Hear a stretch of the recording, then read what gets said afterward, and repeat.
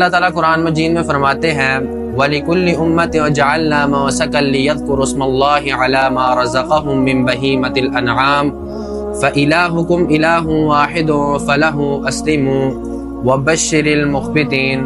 اللہ تعالیٰ فرما رہے ہیں ہم نے ہر امت کے لیے ایک نہ ایک قربانی کو مقرر کیا ہے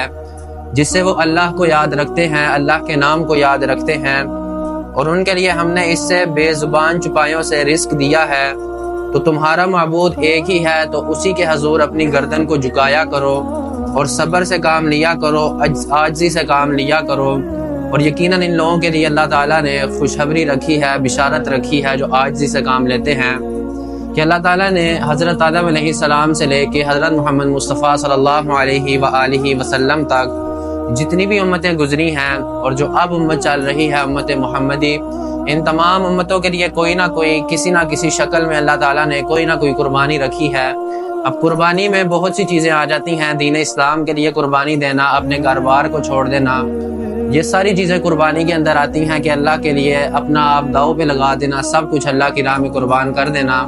اپنے گھر والوں کو، اپنے مال کو، اپنی اولاد کو اللہ تعالیٰ کے نبی سے